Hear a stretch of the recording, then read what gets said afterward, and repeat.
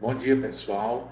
Vamos iniciar agora a correção da nossa atividade diagnóstica, né? Então,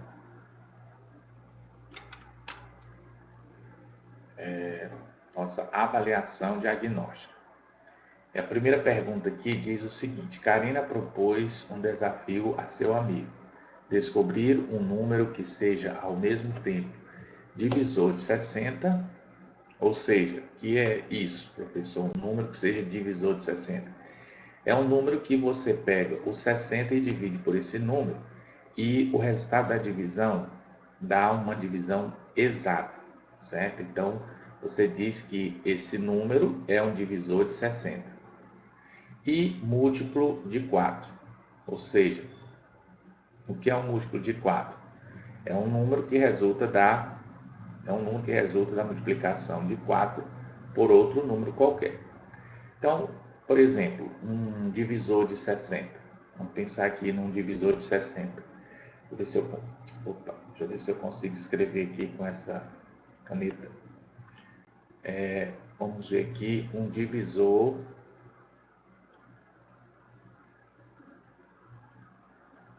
Vamos pensar. Vai ser devagar, gente, porque eu estou escrevendo aqui com o mouse e é muito ruim. O divisor de 60, por exemplo, o 10. Será que o 10 divide 60? Será que se você pegar o 60 e dividir por 10, né, vai dar uma conta exata? Então, vamos ver aqui, ó. 60 dividido por 10 é igual a 6. 6 vezes 10. Opa.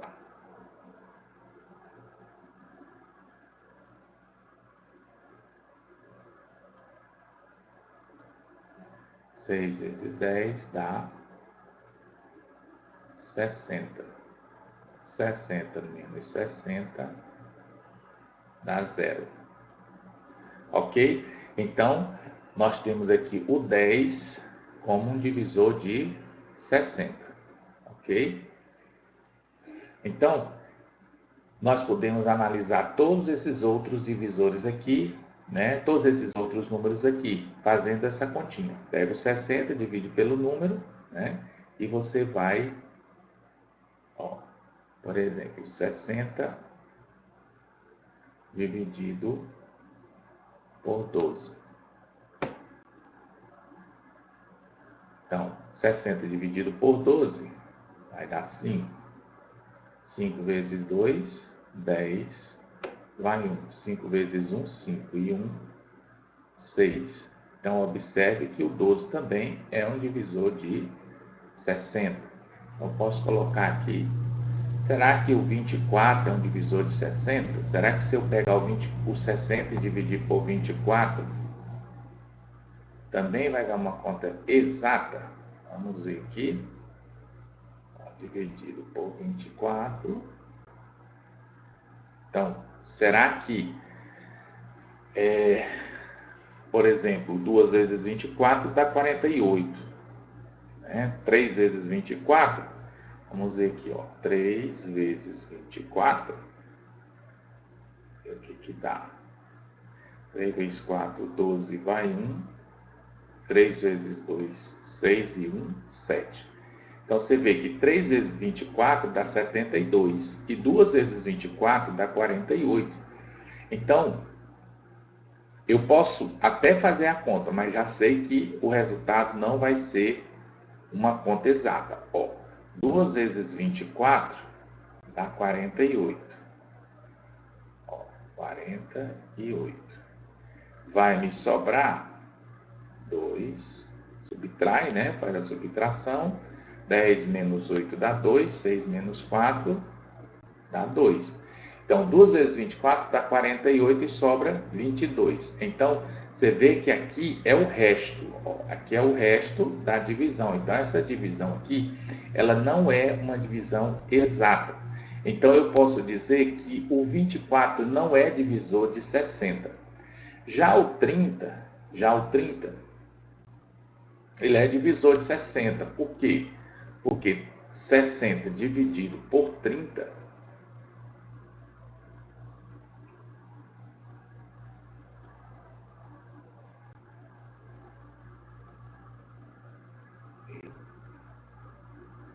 60 dividido por 30 dá igual a 2, certo? Então, o 30 ele é divisor de 60. Então, entre essas alternativas, essa letra C não me serve, ok? Então, essa aqui você pode descartar. Agora, ele quer que o número, ao mesmo tempo, seja um divisor de 60 e também um múltiplo de 4. Então, por exemplo, quais são os múltiplos? Vou botar aqui. Quais são os múltiplos de 4? Gente, os múltiplos de 4 é a tabuadazinha de 4, né? 4 vezes 1 dá 4, 4 vezes 2 dá 8, 4 vezes 3 dá 12, 4 vezes 4 dá 16, 4 vezes 5 dá 20, 4 vezes 6 dá 24. Aproveitando, gente, eu quero dizer que vocês devem começar a estudar a tabuada, ok? Tabuadazinha vai ajudar muito nesse ano, né? Ou em qualquer ano. Um aluno precisa saber a tabuada. 4 vezes 8 dá 32, ok? Então, observe qual é o número que ao mesmo tempo é um divisor de 60 e um múltiplo de 4. Então, você está vendo bem aqui, vou mudar de cor aqui, deixar mais colorido, né? Você está vendo aqui que é o 12, né? O 12, ao mesmo tempo, ele é divisor de 60 e também ele é um múltiplo de 4, ok? Então, a nossa resposta correta aqui vai ser, vamos colocar de verde, né? Vai ser o 12, certo? Então, agora nós vamos continuar o nosso exercício. Uma maneira de representar frações são como pictogramas. São com pictogramas, certo? Que são esses gráficos aqui desenhados, né? Essas figuras. Interprete e efetue a operação a seguir, considerando a fração como sendo a parte pintada de laranja em relação ao todo. Então, gente, fração é um assunto também muito importante. Nós temos aqui, ele diz para a gente considerar a fração como a parte pintada, ok? Então, nós temos aqui, vamos entender isso aqui como uma barra de chocolate, certo? Então, essa barra de chocolate foi dividida em 5 partes, certo? Nós temos aqui a primeira, a segunda, a terceira, a quarta e a quinta parte. E foram comidas 2 partes, vamos pensar assim, foi comida 2 partes, certo? Então, eu vou pegar aqui e representar da seguinte maneira, ó, 2 dividido por 5. Apertadinho aqui mesmo, acho que dá para vocês enxergar, certo? Então, a fração nada mais é do que esse número que tem um numerador e um denominador. Tem um numerador,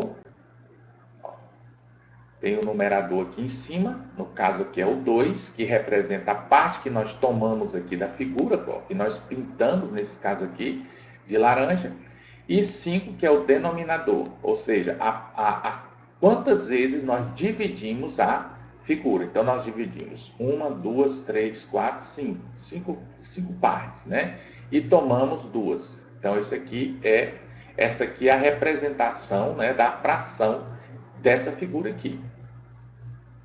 Agora, aqui do outro lado, nós já temos, vamos supor, outra barra de chocolate. Então, como é que eu vou representar essa fração aqui?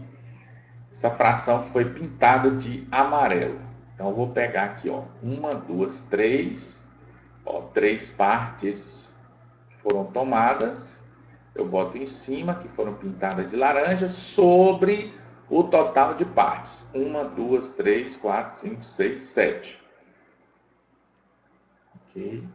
Pronto, que é o nosso denominador. Então, ele quer saber o seguinte: qual é a alternativa que corresponde ao resultado desta operação? Então, nós vamos somar, essas duas frações, ok? Vamos somar. Desculpe aí, gente, se não ficar bem, os gráficos bem feitos, porque a mão livre assim com o mouse é ruim de escrever. Então, gente, nós temos duas frações aqui, mas vamos nos lembrar o seguinte: se fosse uma multiplicação, você poderia multiplicar normalmente. Por exemplo, se fosse uma multiplicação, você poderia pegar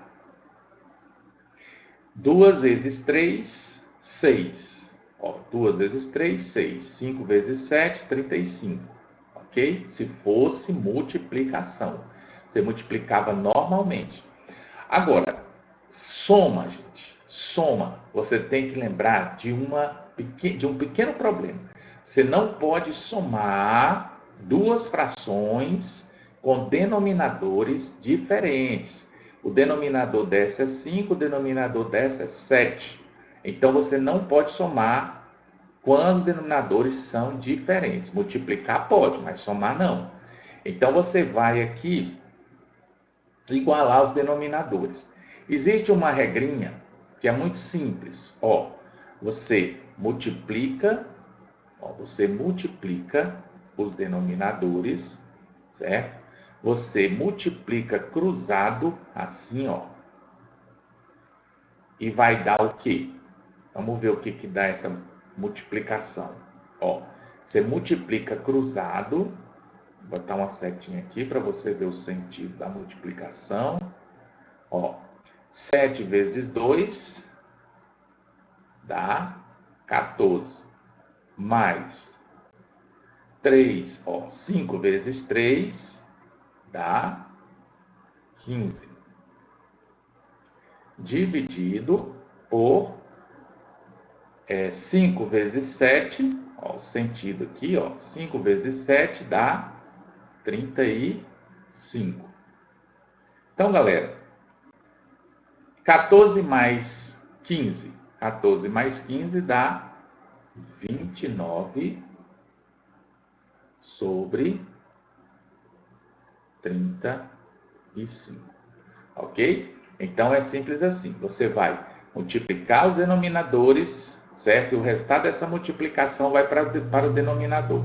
Aí, depois, você vai multiplicar cruzado aqui, Denominador, vou pegar aqui denominador com numerador. Denominador com numerador. 7 vezes 2, 14. Denominador com numerador. 5 vezes 3 dá 15. Aí depois é só somar aqui, 14 mais 15 dá 29 sobre 35. Pronto, está resolvido aí. Está resolvida a questão. Resposta, letra B. Bom, vamos continuar, né? Em um determinado bairro, as ruas Pardal, onde é que está a rua Pardal? Vamos identificar. Rua Pardal, essa rua vertical aqui. Pomba, essa daqui é nome de pássaros, né? Aqui na horizontal. Tuim, viu? Também é o nome de um pássaro, tuim. E Sabiá, que está embaixo aqui. Apresentam o mesmo tamanho e forma, entre elas um quadrado como indicado no mapa abaixo. Dani estava andando na rua Sabiá, então Dani estava andando aqui na rua Sabiá e chegou ao cruzamento das ruas Pardal e Sabiá. Vamos escrever alguma coisa aqui. Então, mudar aqui a cor. Então, Dani estava andando aqui na rua Sabiá. E ela, de repente, chegou aqui no cruzamento, né, da rua Sabiá com a rua pardal, ok? Então ela chegou bem aqui nesse ponto aqui, ó, cruzamento. Precisava chegar o mais rápido possível no cruzamento das ruas Pomba e Tuim. Então, onde é o cruzamento das ruas Pomba e Tuim? Ela tinha que chegar bem aqui nesse ponto aqui, ó, no cruzamento das ruas Pomba e Tuim. Um colega de sala, bom em matemática, falou a Dani que o menor caminho seria pegar a rua que fazia um ângulo de 45 graus em relação à rua Sabiá. Ao tomar a decisão, Dani pegou a rua. Então, galera, matematicamente, né, formulando aqui esse problema, nós temos aqui a seguinte situação. A Dani está aqui nesse ponto, né? Está aqui nesse ponto e ela tem que chegar nesse ponto, certo? Nesse ponto. Então, a forma mais rápida, segundo esse colega dela, é pegar um ângulo de 45 graus. Eu acredito que a própria Dani já teria percebido isso. Por quê? Porque a distância aqui, ó, a menor distância seria uma linha reta, certo? Entre esses dois pontos que ela quer chegar, ok? No caso aqui seria a rua Periquito.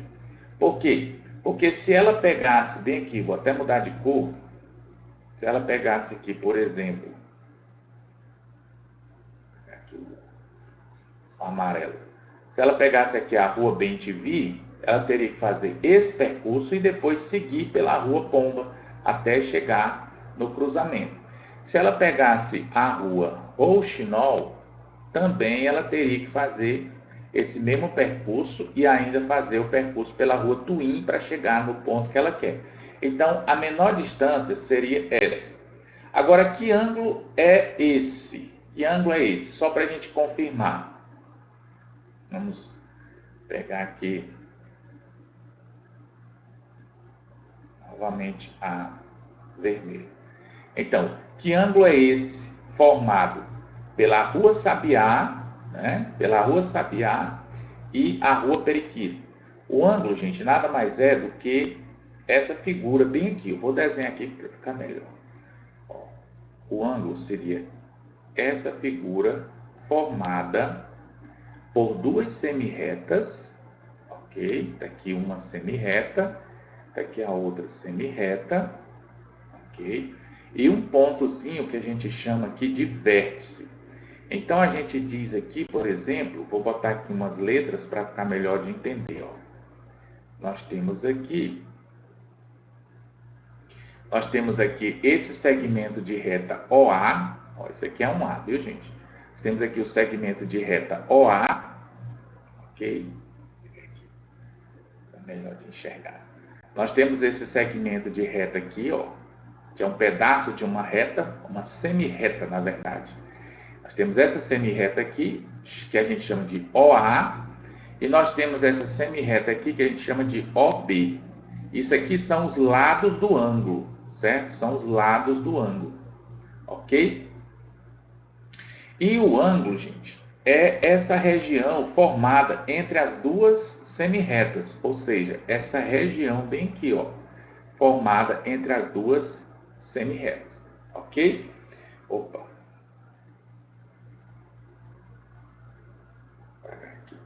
Então, galera, isso aqui é o ângulo, isso aqui é o nosso ângulo, certo? E esse ângulo aqui é um ângulo de 45 graus, ok? Se você usar aqui um transferidor, né, você vai perceber que aqui você vai colocar um dos lados no 0 graus e aqui do outro lado vai estar medindo 45 graus, certo? Então, o instrumento que mede o ângulo é o transferidor, certo?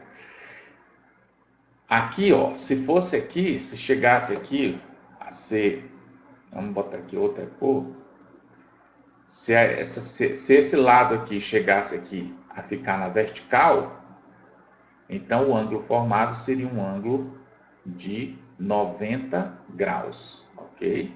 Seria um ângulo de 90 graus. E um ângulo de 90 graus é chamado de ângulo reto. Esse aqui, gente, é o ângulo mais importante que vocês vão ouvir falar muito.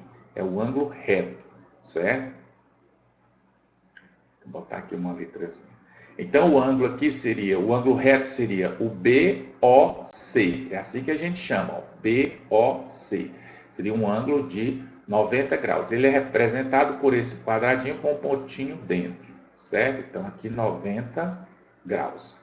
No caso, o nosso aqui do nosso problema, ele mede apenas 45 graus e representa exatamente aqui a rua Periquito, certo?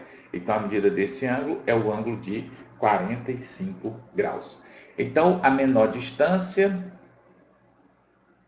vou mudar aqui a cor, a menor distância seria seguir pela rua Periquito, ou seja, formando um ângulo de 45 graus, ok? Então, vamos continuar. O número 11 é primo, pois tem como divisores apenas o 1 e o 11. Entre os números 10 e 25, existem quantos primos? Então, vamos lá, né? Vamos relacionar aqui. Então, os números primos, vamos relacionar aqui os números primos, né? Vamos colocar aqui, ó, os números. Eita, mas escrever com o mouse, gente, vocês sabem, né? Vocês entendem que o negócio não é fácil. Aqui. Tem que ser devagarzinho aqui, ó. Vamos ver aqui os primos. Os primos começando do 1. Será que o 1 é primo? Não, o 1 não é primo. Por quê? Porque ele é divisível apenas por ele mesmo, né? Que é o 1. Para ser primo, gente, tem que ser divisível por 1 e por ele mesmo, certo? No caso, por exemplo, o 2. O 2, ele é o único número par que é primo. Por quê? Porque o 2 ele só é divisível por 1 e por 2, certo? Seguido do 3. O 3 também é primo, porque só tem dois divisores, o 1 e o 3. O 5 também é primo. Aí você diz, e por que o 4 não é primo? Porque o 4 é divisível por 2, certo? O próximo seria, pula o 6, né? Seria o 7. O 7 também ele é divisível apenas por 1 e por ele mesmo. Pula o 8, pula o 9, porque o 9 é divisível por 3. Pula o 10, porque o 10 é divisível por 2, por 5, né? Aí vai para o 11, que é o número que nós encontramos aqui no nosso problema, né? Aí depois do 11, pula o 12, vamos para o 13. Você pode constatar fazendo aqui divisões, né? Para você testar. Só dá para dividir por 1 e por 13. Pulo 14, pulo 15, pulo 16, vamos para o 17. Né? Vamos depois, pulo 18, vamos para o 19. Pula o 20 e pulo o 21, porque o 21 é divisível por 3, que dá 7, né? Pula o 22 e vamos para o 23. Pula o 24 e pula o 25. Aí, observe que nós já passamos, porque ele quer saber os primos entre o 10 e o 25. Então, você vê que essa lista aqui, ela não tem fim. Então, você coloca aqui uma reticências, né? Porque não tem fim. Mas o que ele quer saber é quantos primos há entre 10 e 25. Então, entre 10 e 25, nós vamos marcar bem aqui, ó, esses primos aqui, ó. Então, vamos contar quantos primos tem. 1, 2, 3, 4, 5. Então, a resposta aqui é a letra B. Ok? Agora nós vamos para a próxima. Para a festa de aniversário da Rafaela, sua mãe comprou 3,5 litros de refrigerante. Então está aqui os refrigerantes. Ela comprou um refrigerante de 2 litros, né? E comprou um refrigerante de 1,5 litro para distribuir nesses copinhos aqui de 250 ml. Se a mãe de Rafaela usar copos com capacidade de 250 ml, quantos copos de refrigerante ela poderá servir? Então, galera, como a gente faz uma questão dessa? Então, você observa que as unidades aqui são diferentes. Ó. Você tem aqui litros, né? Litros, e você tem aqui mililitros. Então, são unidades diferentes. Então, quando você vai resolver uma questão que tem unidades diferentes, tipo quilômetro, né? Tipo metro, né? Ou mesmo centímetro. Então, são unidades diferentes. Então, o que você vai fazer? Você vai colocar essas unidades, você vai igualar essas unidades. Então, é importante também você saber as relações entre as unidades. Vamos ver aqui, nesse caso, nós temos aqui o litro, né? Ó, nós temos aqui o litro, e nós temos aqui o mililitro, certo? Vou botar aqui as duas unidades para você ver. Mililitro.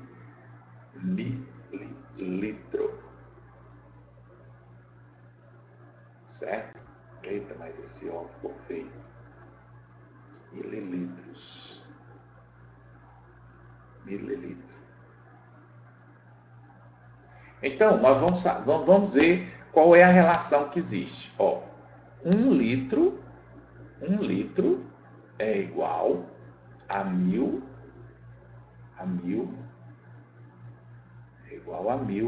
mililitros ou 1000 ml, né? 1000 ml. Certo? Então, nós vamos para os problemas aqui. Nós temos 3,5 litros. Ó, 3,5 litros é igual a 3,5 vezes 1000. 3,5 vezes 1000, que é igual...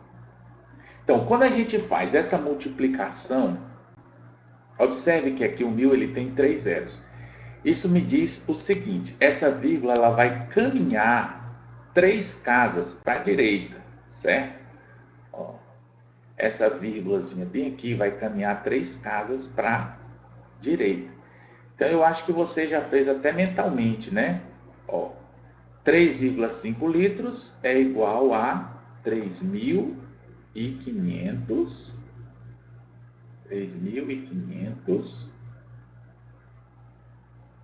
mililitros, certo? 3.500 mililitros. Mas ela vai distribuir todo esse refrigerante aqui em copinhos de 250 ml. Então, eu vou dividir os 3.500 em copinhos de 250 ml. Ok? Então, eu vou mudar de cor aqui. Eu vou cortar esse zero com esse zero, entendeu? Aí eu vou fazer essa divisão bem aqui, ó. Vamos fazer com outra cor, né? 3.500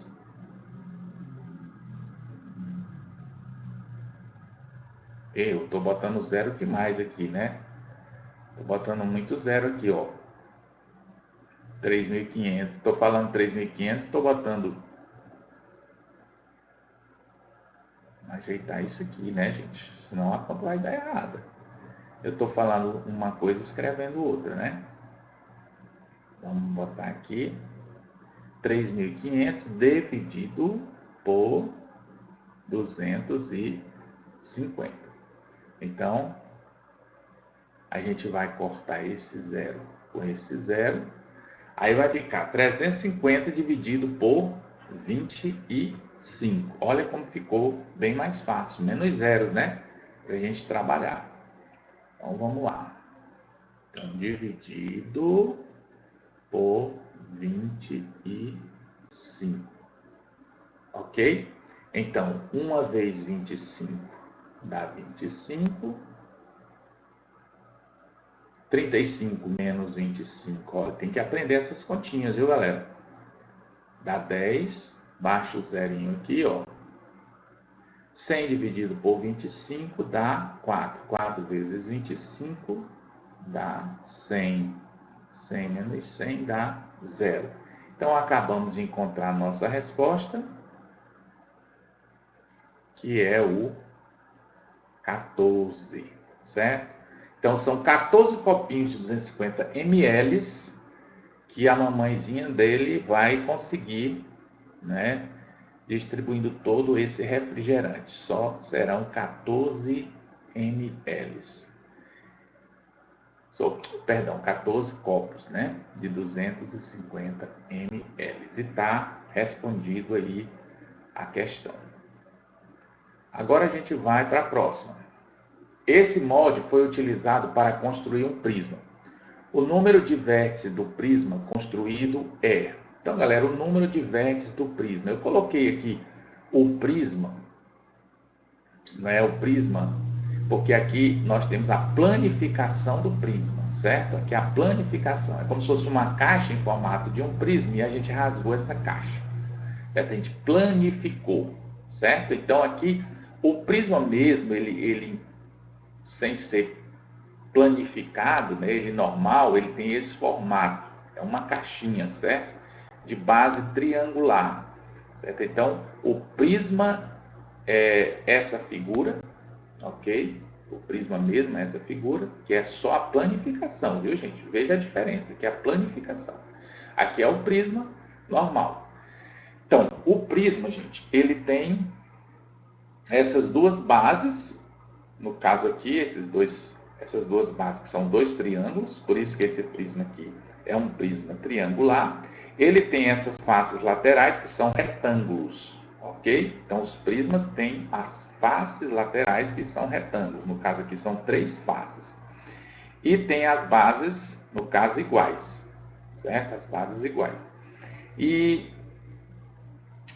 a gente chama, eu vou pegar uma caneta aqui para ficar melhor de você entender. A gente chama esses lados aqui, a gente chama esses encontros aqui entre a base e vamos imaginar que é a face lateral da frente, né? E aqui é a base. Então, esse encontro aqui da base com a face, a gente chama de aresta. Então, no caso aqui, nós temos uma aresta, 2 arestas, 3 arestas, 4 arestas, 5 arestas, 6 arestas, 7 arestas, 8 arestas e 9 arestas. E o que são os vértices? Vamos pegar aqui outra cor. O que são os vértices? São esses pontinhos aqui, gente, onde se encontram as arestas. Então, nós temos aqui, ó, 1, nós temos aqui 2, nós temos aqui 3, certo? Ó, nós temos aqui 4, nós temos aqui 5. Então, problemas como esse, e nós temos aqui a sexta aresta. Problemas como esse, você resolve imaginando. Ó, você tem a planificação, você imagina a figura da forma como ela é. E aí você pode entender, você pode ver onde ficam as arestas, quantas arestas tem, onde ficam os vértices, no caso aqui esses azuis aqui, né, onde eles ficam, quantos vértices tem, entendeu? Então, no caso aqui, ele quer saber o número de vértices. Então, o número de vértices é 6. O número de vértices é 6, letra B.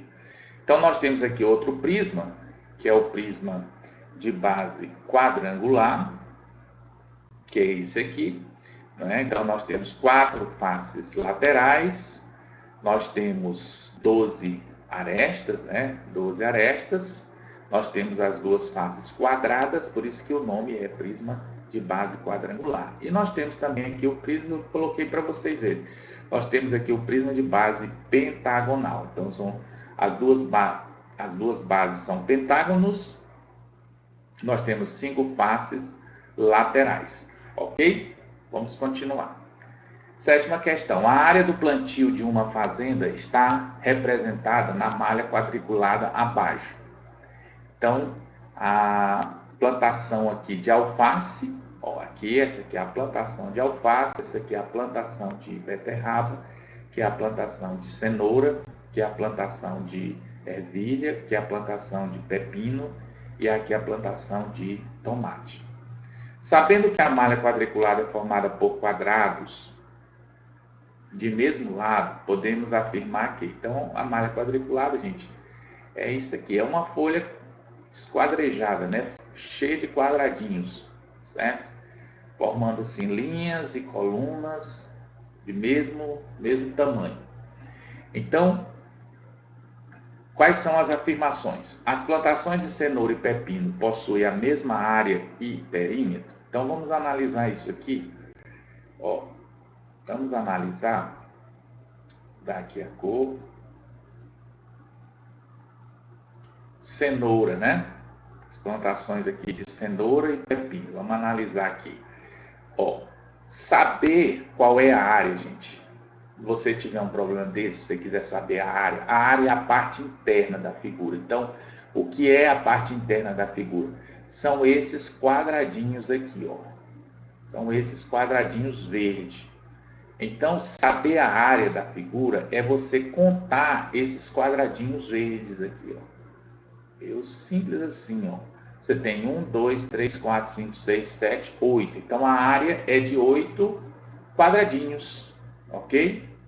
No caso do pepino, a área aqui vai ser 1, 2, 3, 4, 5, 6, 7, 8. Opa!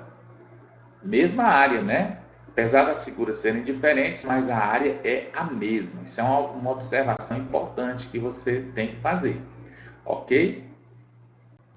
Agora, ele fala que possui a mesma área, bateu, né? E o perímetro. Vamos ver, o que é o perímetro, professor? Ora, o perímetro, eu vou até mudar de cor, né? Para destacar mais, ó. O perímetro, gente, é a contagem desse contorno da figura. Vou pintar bem grosso aqui para você ver. Ó. O contorno da figura.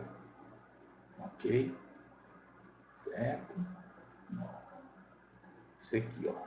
Contorno da figura. Isso é que é o perímetro. Não confundir perímetro com área. Certo? O perímetro é o contorno da figura. Olha aí. Certo? Você vai contando os ladinhos que contornam a figura. Então, vamos ver qual é o perímetro aqui, ó. Vou partir desse aqui, ó. 1, 2, 3, 4, 5, 6, 7, 8, 9, 10, 11, 12, 13, 14. Então, o perímetro aqui da plantação de cenoura, né, o contorno, é como se fosse uma cerca em volta, tem 14 ladinhos, né? 14 ladinhos.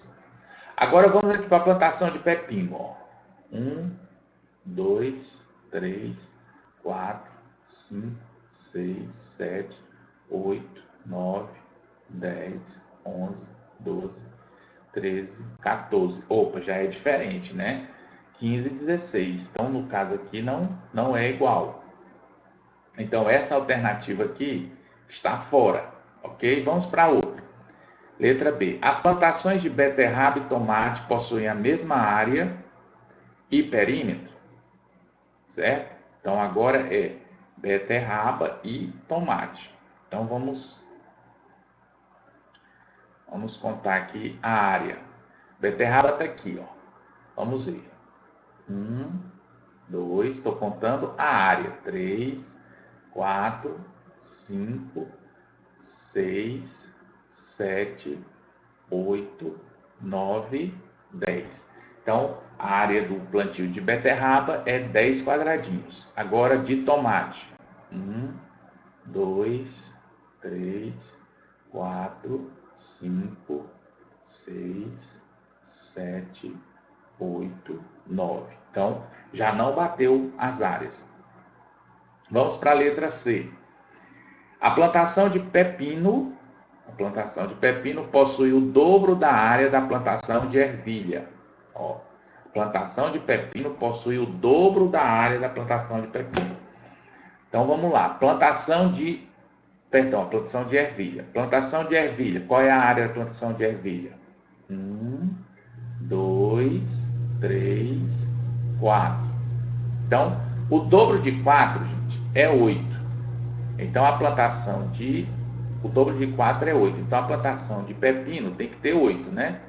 1, 2, 3, 4, 5, 6, 7, 8. Perfeito. Então, a resposta correta é a letra C. A plantação de pepino tem o dobro da área da plantação de ervilha, certo? A plantação de ervilha é 4, o dobro é 2 vezes, então dá 8, e a plantação de pepino tem área igual a 8. Então está correta a letra C, ok? Então você vê que quase não tem cálculo, né? Oitavo.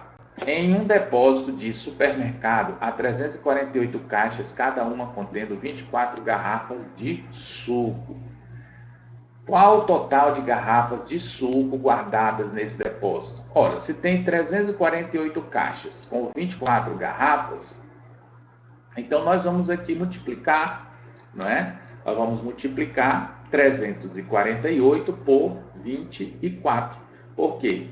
Porque são 24 garrafas, né, dentro de 348 caixas. Então vamos fazer essa continha. Acredito que você tirou de letra, né? Essa daqui também. Então nós temos aqui 348 caixas. Em cada caixa nós temos 24 garrafas. 4 vezes 8 dá 32. Multiplicando, 4 vezes 8 dá 32, vai 3 lá para cima. 4 vezes 4 dá 16, mais 3 dá 19, vai 1. 3 vezes 4 dá 12, mais 1 dá 13. 2 vezes 8 dá 16, vai 1. 2 vezes 4, 8 e 1 dá 9. 2 vezes 3, 6. Então, agora você vai e soma.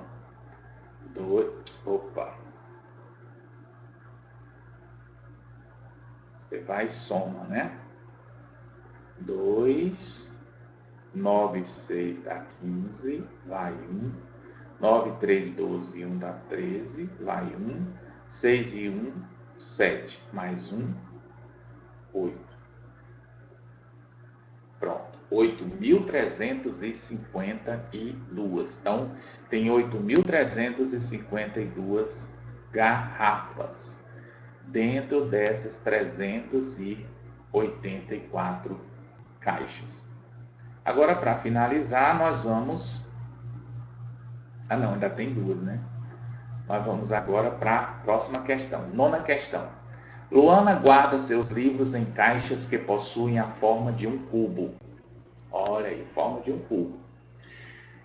Hoje ela ganhou uma dessas caixas desmontada, representada na figura.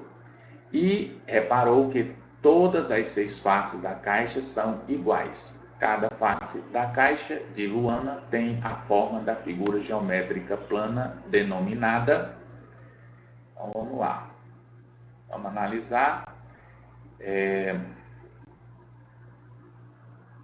Tá aqui, gente, isso aqui é a planificação, isso aqui é a caixa de Luana, né? A caixinha de joias dela, né? A caixa de livros, né? Caixa de livros é uma caixa comum, gente, como de um eletrodoméstico, por exemplo, um liquidificador, sei lá, uma caixinha comum de comércio, que tem o nome, o formato, né, dessa caixa, de uma caixa assim, matematicamente a gente chama de cubo, certo? Formato de cubo. ok? Então, essa caixinha que ela recebeu, ela está desmontada. Ou seja, é como se ela tivesse sido rasgada assim, sabe? E colocada assim em cima da mesa e foi planificada, né? Então ela está planificada, rasgada assim, sabe? Então deixou de ser uma caixa com volume, passou a ser um plano, ok? Com esse formato aqui, como se fosse uma figura com esse formato, tem o formato de uma cruz. Então aqui são as faces da caixa, ó. São as faces da caixa. Acho que você está imaginando, né? Que são as faces da caixa. Aqui é o fundo da caixa, ó, que é o fundo da caixa, e aqui é a tampa da caixa. Pronto? Beleza. Aí ele diz assim, ó, cada face da caixa tem a forma de uma figura geométrica. Qual é essa figura? Então, cada face dessa, ó, cada face tem o formato de uma figura. Que figura é essa? Aí eu coloquei aqui algumas figuras geométricas, gente, para a gente relembrar, que nós estamos também revisando, né?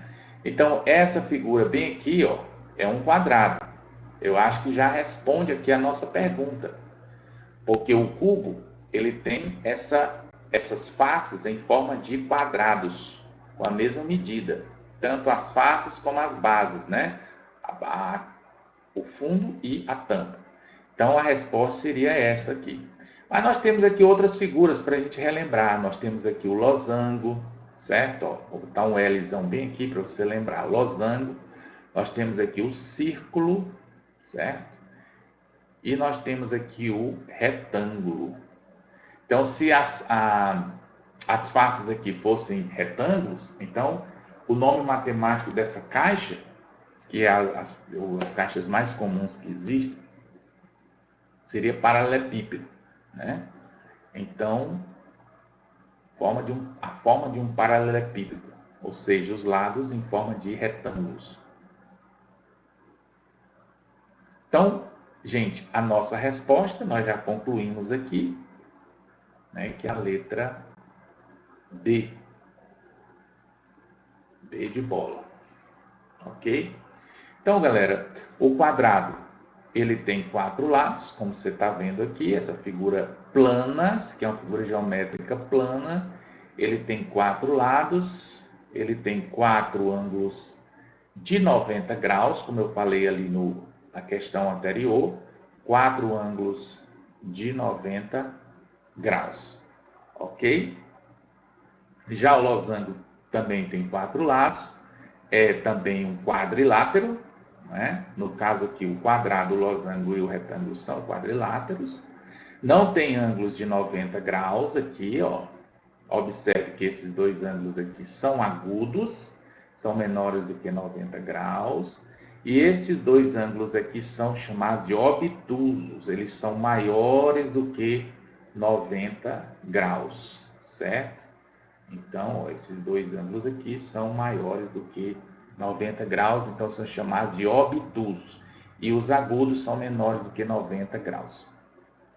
Nós temos aqui o círculo, né? Ou a circunferência, né?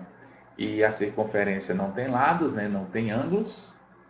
Isso aqui é representado assim, a gente costuma representar como se fosse um prato, né? E tudo. Ou mesmo, sendo uma circunferência, como se fosse um anel. E nós temos aqui o retângulo, né? O retângulo também ele tem 4 lados e também tem 4 ângulos retos. Ok? Tem 4 ângulos retos, ou seja, ângulos de 90 graus, certo? Mas a nossa resposta é mesmo a letra B, quadrado. Então vamos continuar. 10ª e última questão. A representação decimal da fração 5 sobre 2 é... Gente, a representação decimal de qualquer fração, você vai fazer dividindo o numerador, no caso aqui o numerador, pelo denominador. Denominador é o 2, né? Numerador é o 5. Então, você vai dividir, ó. Quantos 2 cabem em 5? 2, né? Ó, 2 vezes 2, 4. Então, 5 menos 4 dá 1. Aí você bota uma vírgula aqui, bota um zero aqui. 10 dividido por 2 dá 5. 2 vezes 5, 10. 10 menos 10 dá 0. Pronto, encontramos a nossa resposta. Então, para você saber a representação decimal de uma fração, basta você dividir o numerador pelo denominador. Então, no caso aqui, a nossa resposta é letra C. Muito bem, gente. Espero que vocês tenham recordado alguma coisa e muita coisa, né? Espero, né? Porque próxima semana estaremos fazendo nossas avaliações e eu quero que vocês tirem uma boa nota, ok? Então, aula encerrada e obrigado pela atenção.